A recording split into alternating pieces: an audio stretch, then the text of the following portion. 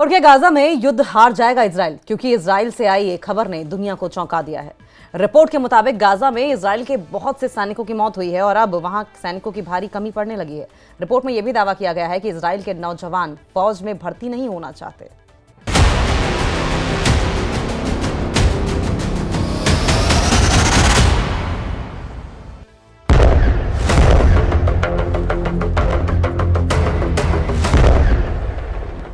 Israel में भाड़े के सैनिकों की भर्ती।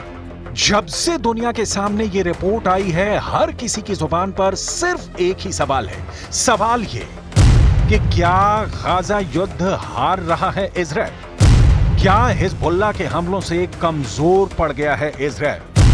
क्या इजरायल में लोगों की इतनी कमी हो गई है कि भाड़े के सैनिकों से इजरायल ने भर्ती अभियान छेड़ दिया है? क्या ईरान के मिलिशिया ने नेतन्याहू को घेर लिया है? सभी सवालों के जवाब देंगे आपको, लेकिन सबसे पहले वो खबर जिसकी चर्चा दुनिया के हर देश के राष्ट्राध्यक्ष की जुबान पर है, जो खबर हर न्यूज़पेपर की हेडलाइन बनी हुई है कि नेतन्याहू की सेना कमजोर हो गई है, नेतन्याहू की सेना थक चुकी है, नेतन्याहू के सैनिक युद्ध करने लायक ही नहीं बचे।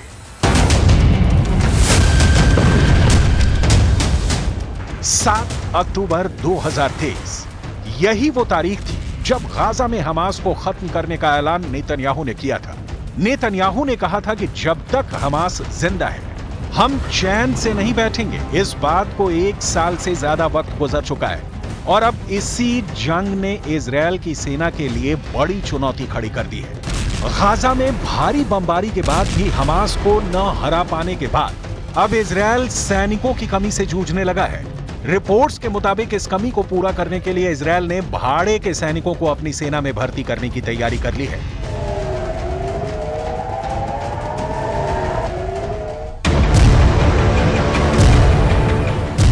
गाजा जंग लड़ते लड़ते इजरायली सेना के हौसले पस्त हो चुके हैं।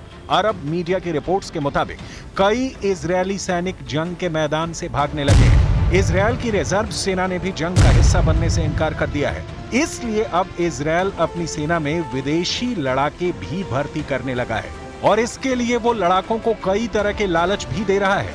7 अक्टूबर के बाद से इजरायल के लगभग 12,000 सैनिक घायल हुए हैं और 783 सैनिक मारे गए हैं। जानकारों का दावा है कि मरने वाले सैनिकों की तादाद इससे और कहीं ज्यादा हो सकती है। रिपोर्ट्स के मुताबिक घायलों में 140 सैनिक ऐसे हैं जो अब कभी भी बिना सहारे के नहीं चल पाएंगे। बंदूक उठाओ, नागरिकता लो। विदेशी मीडिया के मुताबिक इजरायल अपनी फोर्स में भाड़े के सैनिकों को भर्ती करने के लिए तरह तरह की लालच भी दे रहा है।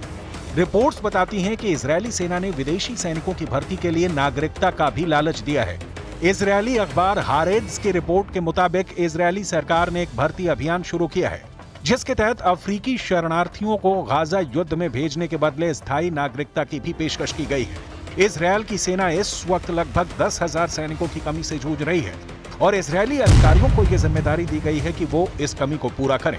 इजरायली अधिकारी ऐसे शरणार्थियों की पहचान करेंगे और उन्हें सेना में भर्ती करेंगे। इजरायली सेना और आंतरिक मंत्रालय की ओर से इन शरणार्थियों को जंग की ट्रेनिंग दी जाएगी। इसके अलावा विदेशों से भी लड़ाकों को भर्ती किया जा रहा है। इजरायली अखबार हारेट्ज के मुताबिक इजरायल जर्मन खुफिया एजेंसी और दूसरे ग्रुप्स के साथ मिलकर अफगानिस्तान, लीबिया और सीरिया से जर्मनी आए शरणार्थियों को भाड़े के सैनिकों के रूप में भर्ती कर रहा है। इसके बदले उन्हें इजरायल की फास्ट ट्रैक नागरिकता और 4,000 से 5,000 यूरो प्रति माह वेतन की पेशकश की गई है। वहीं यूरोप से भी इजरायल अमेरिका की मिलिट्री कंपनी ब्लैक वाटर की मदद से लड़ाके भर्ती कर रहा है।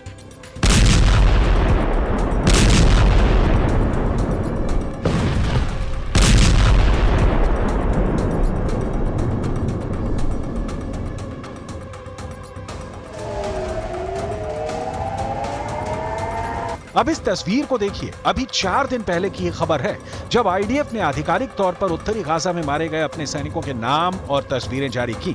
मारे गए सैनिकों में स्टाफ सार्जेंट और कार्ड्स, staff sergeant Nev Yair, staff sergeant Gary Lal Yurikima, staff sergeant Ofir Eliyahu. Israel के ये सभी सैनिक केफिर ब्रिगेड की शिमशोन बटालियन के थे। गाजा से पहली बार ऐसी तस्वीरें आई हैं, ऐसा नहीं है। इजरायली फोर्स गाजा में हमास को नुकसान पहुंचा रही है तो हमास भी आईडीएफ को बख्श नहीं रहा है।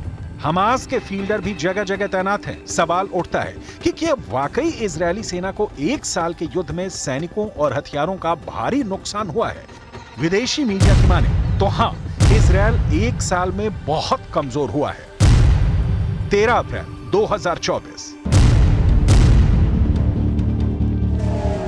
ये वो तारीख थी जब ईरान ने इजरायल पर 300 से ज्यादा किलर ड्रोन, क्रूज और बैलिस्टिक मिसाइलों से हमला बोला था। हालांकि अमेरिका भी इजरायल के साथ हमले का मुकाबला करने के लिए खड़ा था, लेकिन इजरायल की खुफिया एजेंसियां ये पता लगाने में नाकाम रहीं कि ईरान इतना बड़ा हमला करेगा।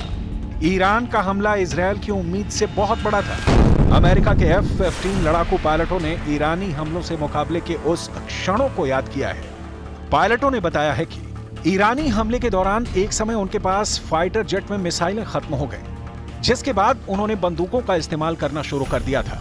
अमेरिकी मीडिया को दिए एक इंटरव्यू में F-15 के पायलट ने बताया कि ईरानी हमले का सामना करते समय उनके पास हवा से हवा में मार करने वाली मिसाइलें खत्म हो गई, इसलिए उन्होंने फाइटर जेट में लगी बंदूकों से ड्रोन का मुकाबला किया।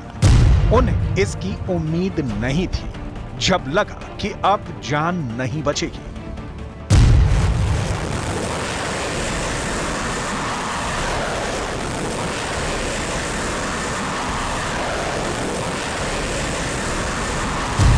अमेरिकन पायलट्स के मुताबिक खतरनाक रूप से कम ऊंचाई पर उड़ते हुए पूरी तरह अंधेरे में विमान की बंदूक से ईरानी ड्रोन को गिराने की कोशिश की, जो बहुत मुश्किल से दिखाई दे रहे थे। ये पूरी तरह से अंधेरे में पायलटों के लिए खतरनाक कोशिश थी, लेकिन फिर भी हम ईरानी ड्रोन को गिराने में नाकाम रहे।